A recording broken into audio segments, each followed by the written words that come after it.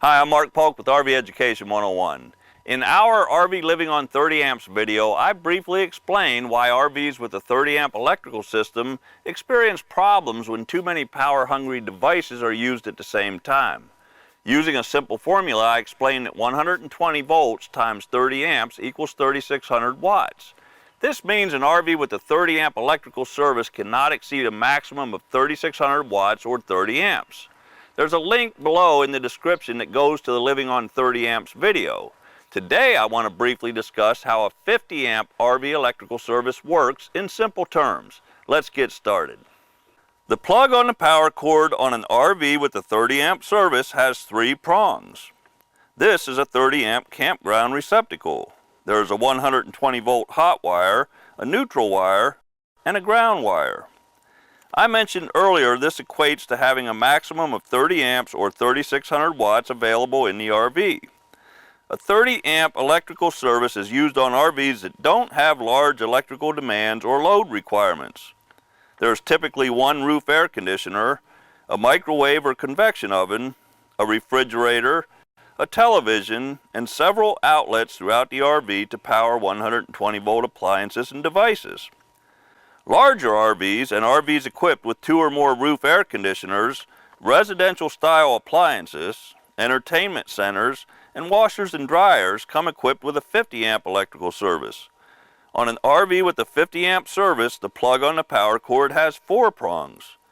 This is a 50 amp campground receptacle. There are 2 50 amp 120 volt hot wires, a neutral wire, and a ground. This is referred to as a 120-240 split phase service. In simple terms, the 2 50 amp 120 volt hot leads are used to supply 2 separate 50 amp 120 volt legs to the RV's power distribution box. The electrical load in the RV is balanced between these 2 50 amp 120 volt feeds. Using our formula, 120 volts times 50 amps equals 6,000 watts, and because there are 2 50 amp 120 volt lines, the wattage is doubled for a maximum of 12,000 watts. That is a huge difference when compared to a 30 amp service with a maximum of 3,600 watts. And that is why you can use more electricity in an RV with a 50 amp service than you can in an RV with a 30 amp service.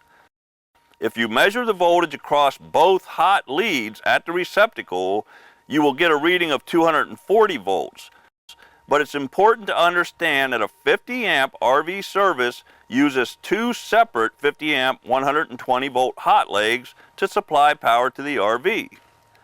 A question I get asked frequently is, if you plug a 30 amp RV into a 50 amp service using a 30 to 50 adapter like this, will it increase the amperage in the RV?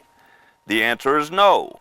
Your RV is still a 30 amp service. You are simply using an adapter so your 30 amp 3-prong plug can plug into a 50 amp 4-prong plug service.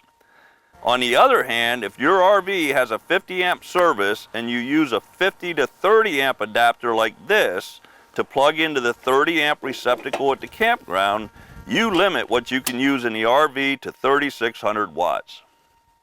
Not to confuse the topic, but I want to mention that some higher end RVs do have appliances that run on 240 volts.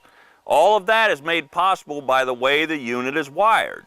The majority of RVs with a 50 amp service operate the way we just discussed. There's more to this topic than we talked about here, but hopefully this brief explanation helps clear up some of the confusion. Happy camping!